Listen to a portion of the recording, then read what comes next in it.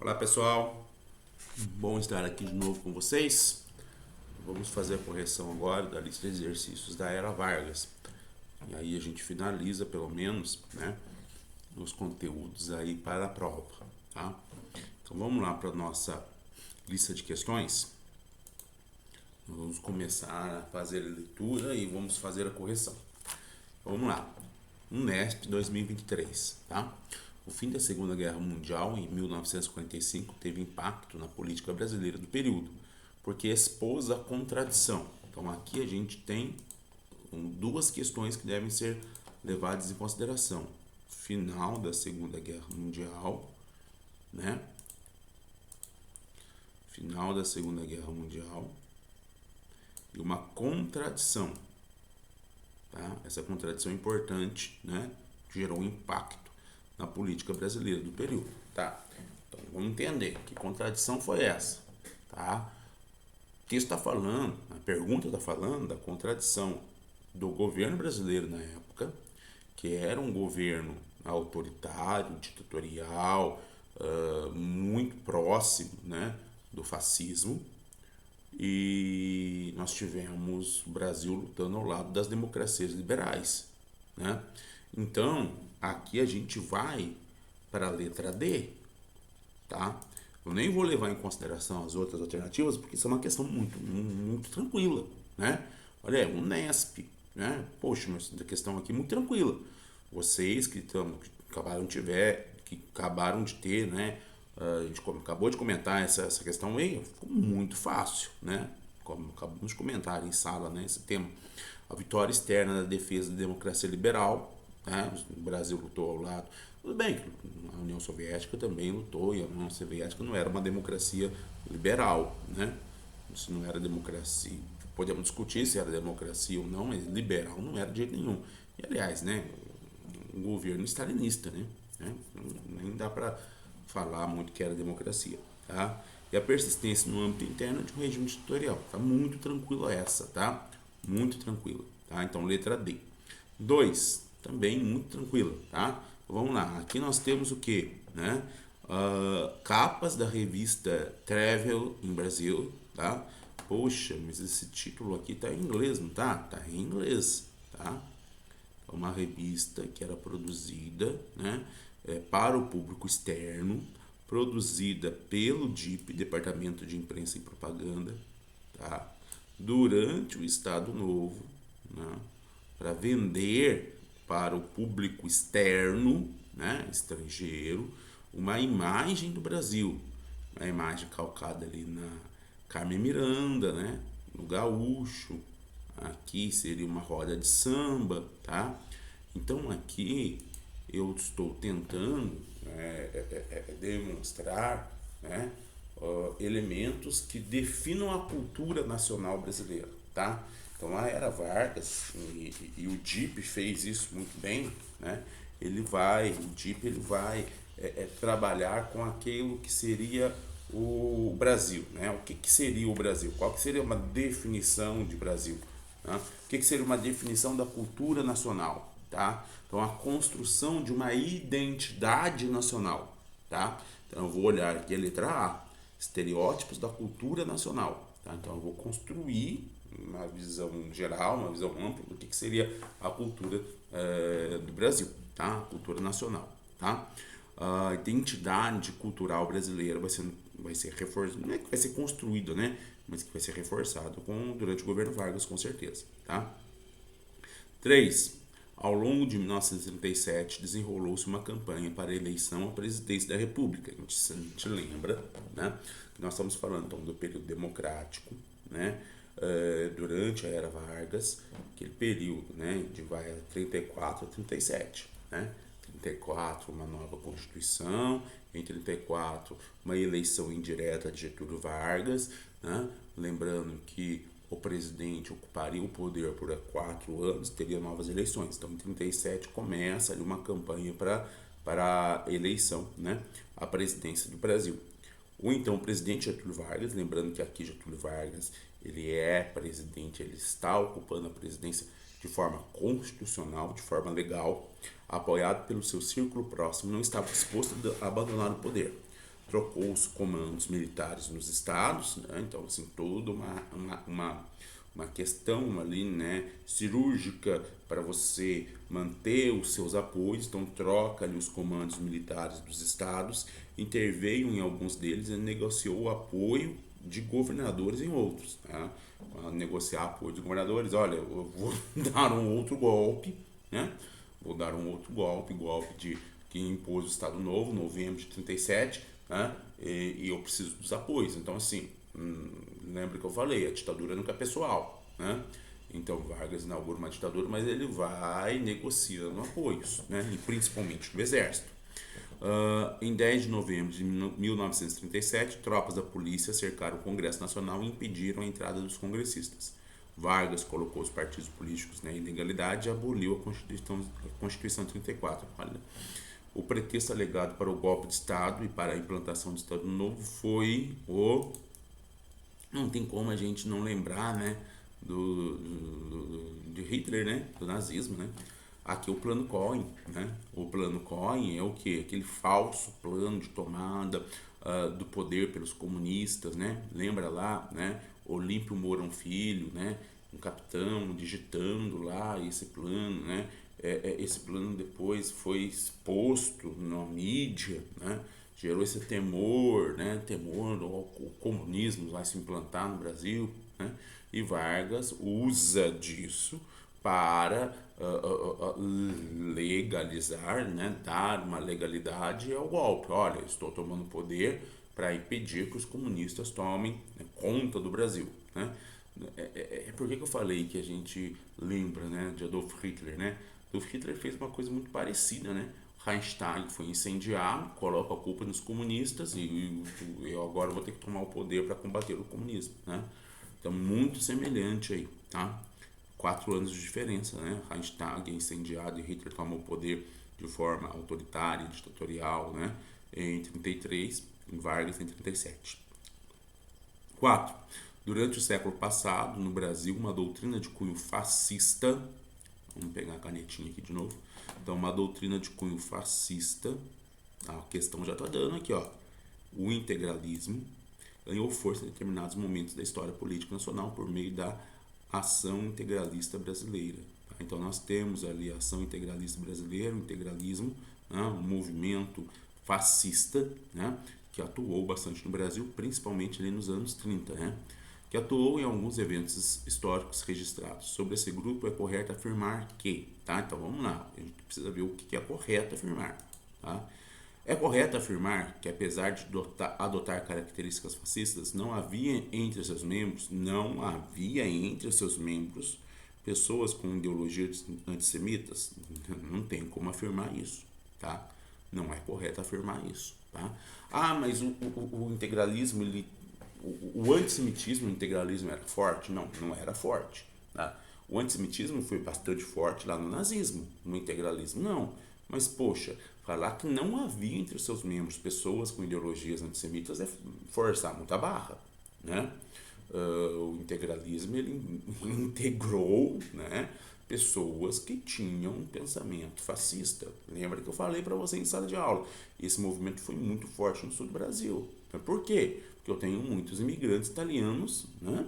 Fascismo estava na Itália e alemães, nazismo na Alemanha. Tá? Então, falar que não tem pessoas ali no integralismo que não tinham ideologias antissemitas é forçar demais a barra. Que o integralismo da IB buscava a internacionalização como forma de integração do Brasil aos demais países do mundo em uma democracia laica, não tinha nada de democracia aqui, né?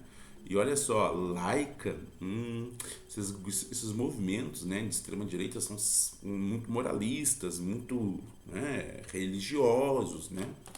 Que apesar do apoio dado a Vargas no início, tá, beleza, a IB passou posteriormente a apoiar Luiz Carlos Prestes e a Aliança Nacional Libertadora de jeito nenhum. A ANL e a IB eram grupos totalmente opostos, né?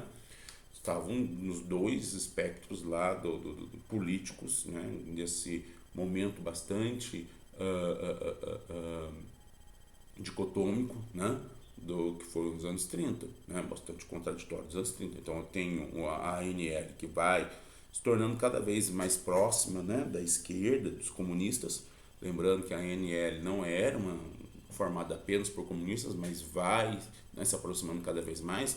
Luiz Carlos Prestes foi eleito, né, para a presidência da ANL, a presidência de honra, e de outro lado a AIB, que está lá no outro espectro político, né, que defendia um ideal nacionalista, um Estado autoritário e tradicionalista baseado nos preceitos cristãos. Exatamente, tá? Então fomos por eliminação e percebemos aqui a alternativa correta, beleza? A revolta de 1932, ocorrida em São Paulo durante a vigência do governo provisório de Getúlio Vargas, tentava recuperar a hegemonia política dos cafeicultores paulistas que os cafeicultores paulistas perderam com a Revolução de 1930. Exatamente, tá? Ah, mas foi uma revolução que tinha como pretexto, né, fazer com que fosse convocada uma constituinte, queria uma constituição para o Brasil. Sim, esse movimento é um movimento bacana, né, íntegro, né, da Revolução. Mas tive um outro lado, né? Faziam 2 anos que a oligarquia paulista perdeu o poder, né? Lembra lá, a República Oligárquica, oligarquia cafeicultora paulista principalmente, né? Detinha o poder e fazia toda uma campanha ali política para valorização do café, né? Usava da máquina política para valorização do café, né? Pô, os caras perderam isso em 1930, né? Então eles querem retomar o controle político do país, tá? É lógico que eles vão usar um pretexto bastante bacana, né, que é a necessidade de ter uma Constituição para o Brasil, mas na verdade eles queriam retomar o poder, tá? E aí, né, uma imagem, né, para completar o batalhão Alistes, uma campanha pelo alistamento, e aqui, né, 4 pessoas, né, lembrando aqui, ó, que algumas pessoas podem até pensar, poxa, São Paulo queria se separar do Brasil, né? Não tinha nada disso. Aliás, essa ideia de que os paulistas querem se separar do Brasil foi uma ideia muito, né, usada por Getúlio Vargas fazer uma campanha contra, né, a Revolução, né? A Revolução estava se colocando contra Vargas e Vargas, né, para poder, né, se legitimar ali, vai sair com essa que os paulistas queriam se separar do Brasil, eles eram oposição ao Brasil, aqui a bandeira do Brasil em primeiro plano e em segundo plano a bandeira de São Paulo. Não era uma tentativa de se ter autonomia, de se de ter independência de São Paulo, não foi isso, né, o objetivo da Revolução Constitucionalista. Esses 4 jovens aqui, lembrando, né, do Mário, Miragaia, Drauzio e Camargo, né, o MMDC, que é o MMDC, né, aqueles 4 personagens que foram mortos numa repressão uma repressão, uma manifestação contra o governo Vargas, tá? No contexto da revolta constitucionalista, todas as alternativas abaixo estão corretas, exceto, então nós temos que procurar aqui está errada. Então nós vamos marcar de verde as que estão certas e de vermelho a errada. De vermelho é que vocês vão ter que assinalar, tá? O governo paulista realizou a campanha Ouro para o Bem de São Paulo, convidando a população a realizar contribuições em favor do Exército Paulista? Sim, né? Sim, né? As mulheres da elite, né, doaram joias, né? Chegaram até a doar as alianças de casamento, né? Para que São Paulo pudesse reunir, né, grana para comprar, né, armamento, munição, né? Derrotados militarmente, os paulistas conseguiram, no entanto, um objetivo político. Foi convocada uma Assembleia Constituinte, uma nova Constituição foi promulgada em 1937. Cara, Vargas é um personagem, assim, fora de série, realmente, né? Vargas vai lá, derrota os paulistas, vence os paulistas, e depois ele faz um afago nos paulistas, né?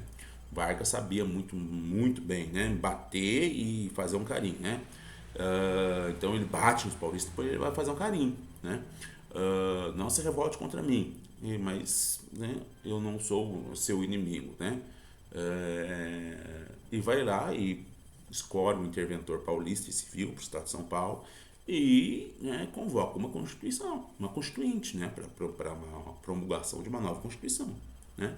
A sigla MMDC, usada pelos paulistas em sua propaganda de guerra, seriam as iniciais do nome de 4 estudantes mortos em enfrentamento com a polícia. Sim, Então só sobrou a D, que é uma bagunça, né? Não faz sentido nenhum a D. A Aliança Nacional Libertadora, que tinha Júlio Prestes como líder, não. O presidente de honra da ANL era Luiz Carlos Prestes. Apoiou o movimento paulista, que contava também com a adesão dos estados do Rio Grande do Sul e de Paraíba. Não, né? Aí, né, estados do Rio Grande do Sul e Paraíba faz lembrar lá a Aliança Liberal, né? Lá de 1930, que se colocou contra, né, a manutenção da oligarquia no poder, contra, né? Não, nem digo República do Café com Leite, porque Minas já tinha saído, né?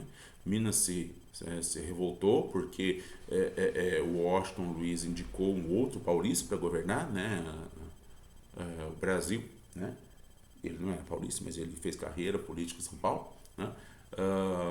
E aí quebrou a política do café com leite. Minas procura ali o Rio Grande do Sul e Paraíba para formar a aliança liberal, né, que concorre com o Júlio Prestes. Então essa D tá uma bagunça, né? Tem elementos, né? O Júlio Prestes, a NL, Rio Grande do Sul, Paraíba, tem elementos, né? Que são corretos, né? Então que existiram, mas tá tudo uma bagunça aí, tá? Então a letra D é a alternativa aí que vocês vão assinalar. 6. Na 6 a gente vai ter que ler o texto, né? É uma questão da FUVEST, é um texto grande, mas não dá para a gente responder sem ler o texto. É uma questão de interpretação, tá?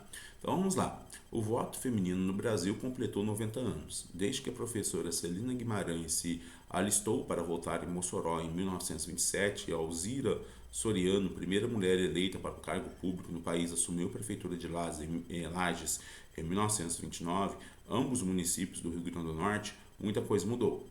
Em que pense os avanços legais. Então, o texto está falando aqui da participação feminina na política.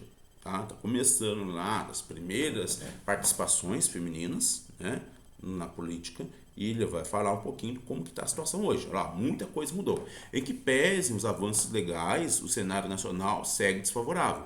E a participação das mulheres na política ainda é irrisória, considerando o perfil demográfico brasileiro. Então, ele está falando o seguinte aqui, ó, houve um avanço, mas, poxa, a gente está muito distante ainda do que seria o ideal, né? Mulheres somam, olha aqui, ó, como que nós estamos muito distantes do que seria o ideal. Mulheres somam 52% dos votantes, mas representam apenas 15% dos parlamentares no Congresso. A maioria da população feminina é negra, ao contrário da parlamentar, que é majoritariamente não negra, indígena apenas uma. Verdade que o percentual de participação feminina na Câmara do Senado cresceu na comparação com legislaturas anteriores. Então, assim, a participação feminina cresceu, mas está longe de ser ideal. Ainda assim é pouco. Na prática, a política no Brasil é feita por homens brancos. Dados da União Interparlamentar, isso fica melhor assim, da União Interparlamentar, que reúne países ligados à ONU, coloca o Brasil na, nem sei falar isso daqui, né? 145 do ranking mulheres nos parlamentos mundiais. Então, assim, o Brasil é o 145 país, né, nessa lista, né? Acho que a ONU deve ter uns 200 e poucos países, então a posição do Brasil não está nada boa, né? Comparando com os nossos irmãos aí, os nossos outros países aí, tá? Numa nação onde em 2021 4 mulheres foram vítimas de feminicídio por dia, que número assombroso, né, gente? 2021, a cada dia 4 mulheres eram vítimas de feminicídio, né? Que não sei se a gente consegue entender o que é o feminicídio consumado ou não, né? Ou seja, que a vítima realmente faleceu ou não, mas mesmo assim é um número bastante preocupante, né? Poxa, se um ano tem 365, multiplica isso por 4, gente, nossa, é um número quase 1.500 mulheres mortas, né? Os casos de estupro voltaram a crescer, né? Já passou da hora de usar a via democrática para tentar mudar esse cenário. Eu não vou entrar nessas discussões, né? Se eu entrar nessas discussões aqui, o vídeo vai tomar uma proporção que vai fugir aqui do nosso objetivo. É necessário que as mulheres assumam o protagonismo nesse pleito, reivindiquem cabeças de chapas majoritárias e exijam transparência na distribuição dos recursos do fundo partidário. Claro que não há garantias de transformação, mas pode ser que uma bela oportunidade de ao menos dar uma sacolejada no jogo e incluir em pauta a discussão de alguns problemas reais do Brasil. Tá? Texto muito interessante, né? Ideias muito interessantes ali. É correto afirmar que o cenário nacional, ao que se refere à autora do texto, né? Então, o cenário nacional, né? O que se refere ali, que a autora do texto vem discutindo, né? A participação da política das mulheres. Então, dispõe equitativamente as legislaturas, ainda sem afetar a participação das mulheres. Não é isso que o texto, né, aborda. Né? O cenário nacional não pode ser interpretado dessa forma, a distribuição equitativa das legislaturas, não é isso.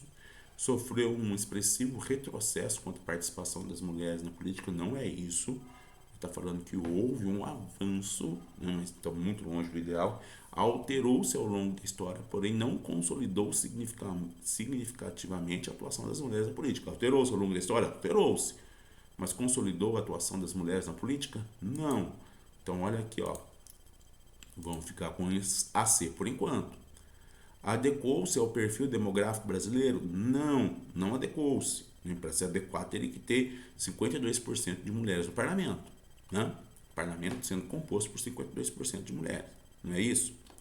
Estruturou-se por meio de vias democráticas, visto que possibilitou a discussão de problemas relacionados a fundos partidários. O texto não fala de menciona fundos partidários, mas não tem no texto. Tá? Então a letra C. Beleza? Vamos lá. 7. O marco inicial das discussões parlamentares em torno do direito do voto feminino, de novo aqui falando desse mesmo tempo, né?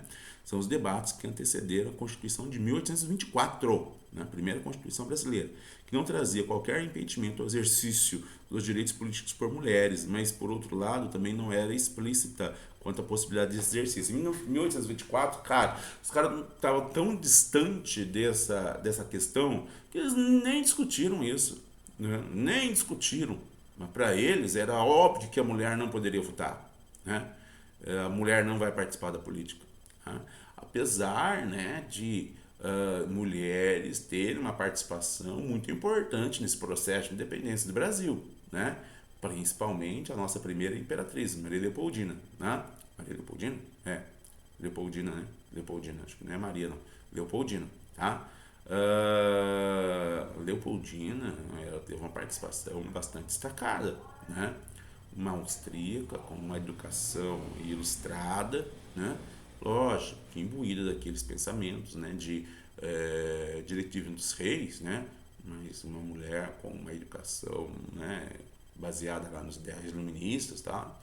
E teve uma participação muito importante, né? Muito importante. Lembre-se que quando o Brasil, né, quando Dom Pedro deu o grito do Ipiranga, Dom Pedro não estava na capital, né?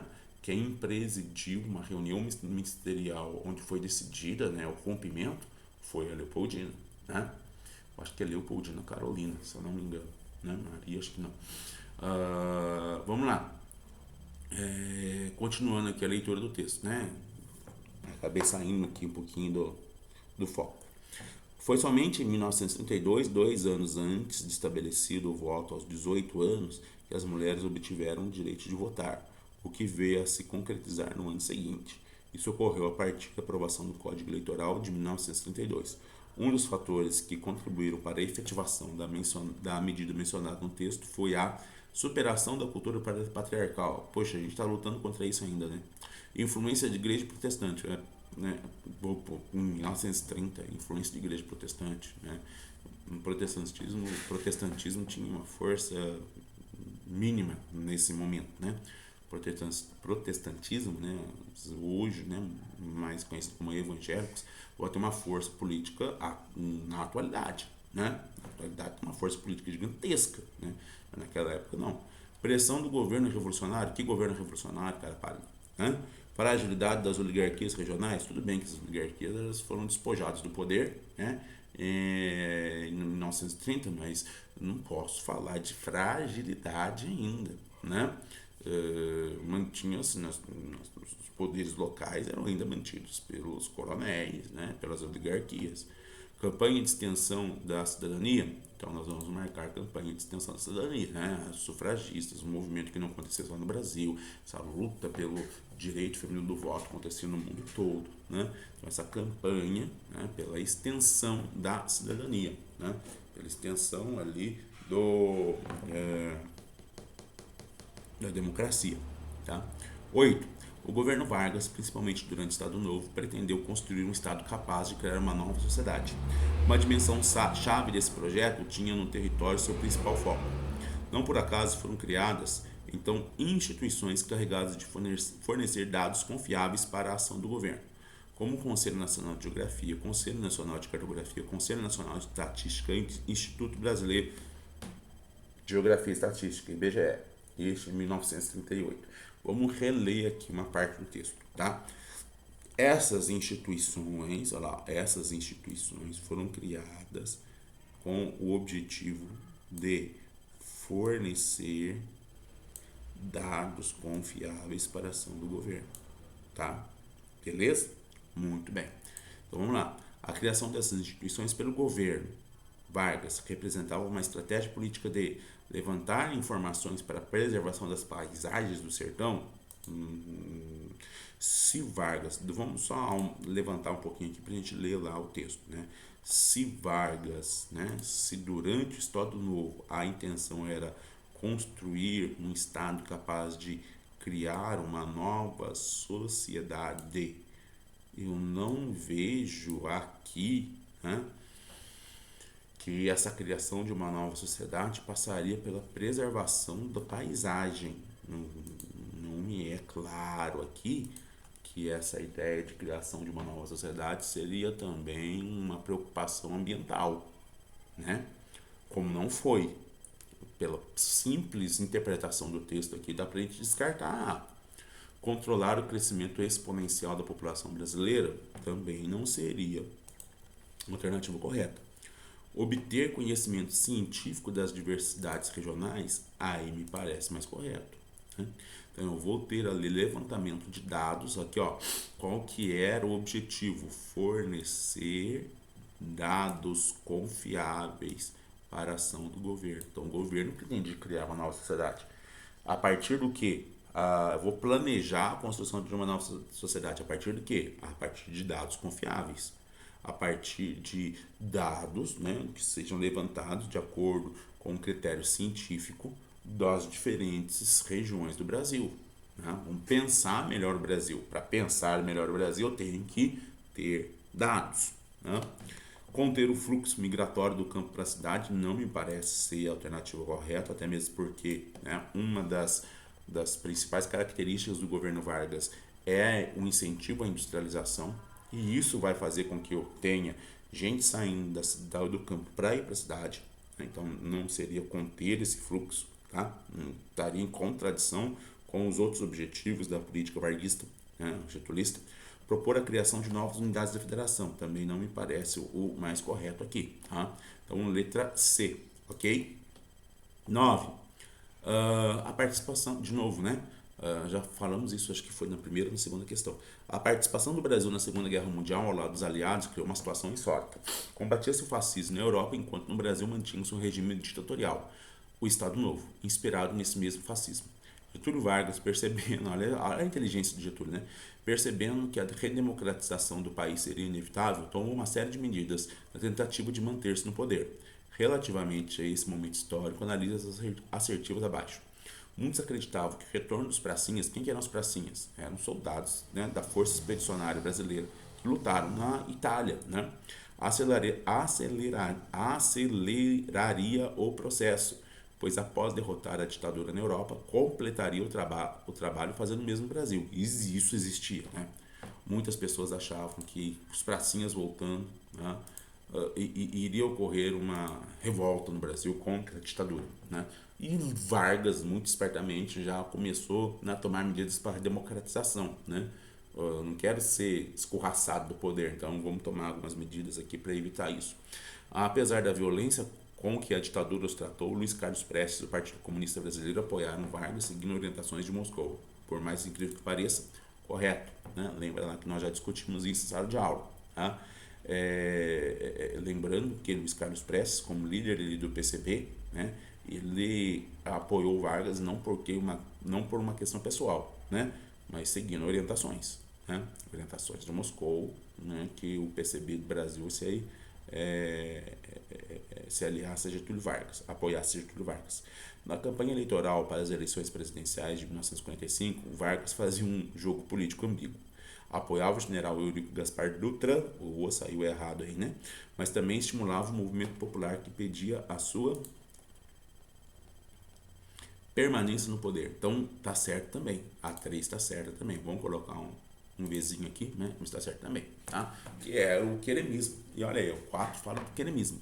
O termo queremismo era derivado dos gritos queremos democracia, dos grupos populares contrários ao Estado Novo. Não, queremos Getúlio, né? Então, queriam ter democracia também, né? Queriam uma nova Constituição também, mas com Getúlio à frente, né? Lembrando que esse queremismo foi uma campanha do PTB, né? Dos trabalhadores, que estavam assustados, né? Que uma nova Constituição sem Getúlio, os direitos trabalhistas poderiam ser retirados.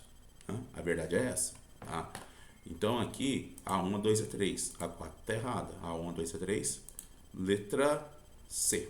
Belezinha? Vamos para a última. A Constituição de 1934 do governo de Getúlio Vargas determinou a seguinte política de Estado sobre os indígenas. Artigo 5º, compete privativamente à União, inciso 19, legislar sobre a linha M, incorporação dos silvícolas à comunhão nacional. Né? Observação, os silvícolas era a denominação dada aos indígenas na Constituição de 1934. Então, na Constituição de 1934 seria, né, competência da União criar leis para promover a incorporação dos indígenas, né, à comunhão nacional, né, ao restante da população brasileira, né, interpretando aí isso daí. A partir dos conhecimentos sobre as políticas indigenistas do Estado brasileiro no século XX, é correto afirmar que a política indigenista estabelecida pela Constituição de 1888, uma questão peculiar aí, né? Bem mais cobrando conhecimentos sobre políticas indigenistas do que realmente alguma posição ali durante o Estado Novo, ou durante o período getulista, né? Mas vamos lá. Ampliou, Constituição de 1988, né? Ampliou a política de assimilação. Qual que é, né, a postura da Constituição de 88 com relação à população indígena no Brasil, né? E estou gravando essa aula aqui, né, no dia do indígena, né, essa correção, né, não é aula, no dia do indígena, dia 19 de abril, né? Dia do índio, né? Dia do índio, o índio é um termo que a gente não usa mais, né? Por quê? Porque não existe um índio, né? Existem grupos indígenas diferentes, né? Existem uns povos originários, né? O povo originário é uma palavra que está sendo bastante utilizada hoje. Mas por que não índio? Porque quando eu falo índio, pensa que é tudo a mesma coisa, e não é tudo a mesma coisa, né? Existem grupos indígenas com culturas muito diferentes entre si no Brasil. E a Constituição de 88 vai fazer o quê? Vai dar direito ao indígena, né, com relação à terra que ele ocupa, né? Então, as áreas indígenas, né, as reservas indígenas. Então, o indígena vai ter direito a manter a propriedade, a posse da terra, né? O indígena vai ter o direito de preservação da sua identidade cultural, né? Então, há aí essa questão da assimilação dos indígenas, né? Acho que não seria bem o caso da Constituição de 88, né?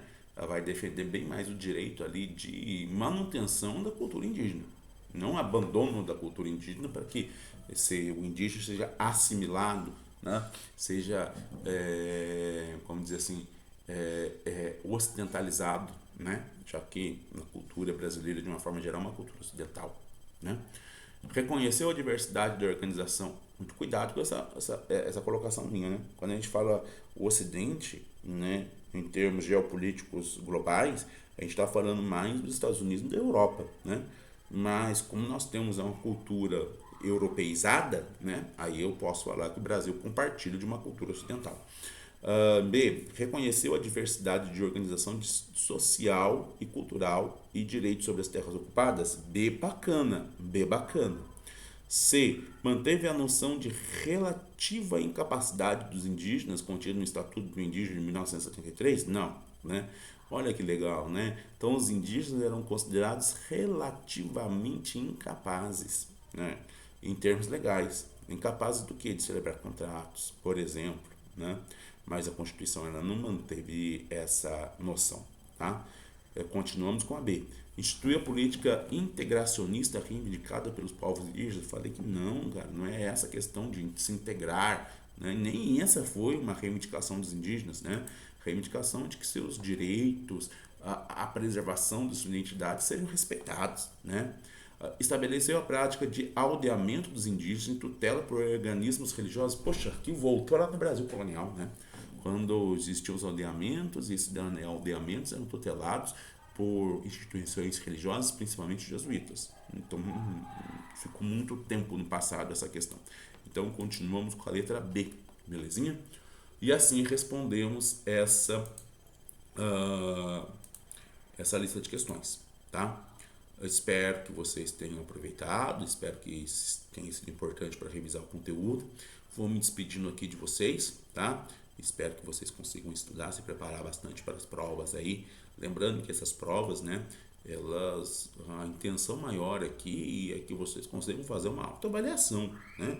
A questão de nota é uma outra questão que a gente vai discutir depois. A questão aqui é que vocês consigam fazer uma autoavaliação. Estão indo bem? Estão conseguindo responder as questões? O meu nível de estudo está adequado? Não, eu preciso reforçar um pouquinho o meu estudo. O grande objetivo aqui você não é tirar nota, né? Não é passar de ano. Tá? Passar de ano é coisa tranquila aqui, né? Não é a preocupação nossa. A preocupação é estar dando a vocês aí, pessoal do terceirão, né, um apoio para que vocês consigam ter uma boa colocação no Enem, no vestibular, né, que vocês quiserem. A ideia aqui é que vocês saiam da escola, né, no final do ano, estejam na universidade, atingindo os objetivos de vocês, né? Então o objetivo maior é esse, tá? Então vamos lá, força, né? Essas correções, essas listas de questões, né? Tudo para ajudar vocês a obterem sucesso aí na empreitada de cada um de vocês, beleza? Abraço pessoal, ficamos por aqui, até uma próxima.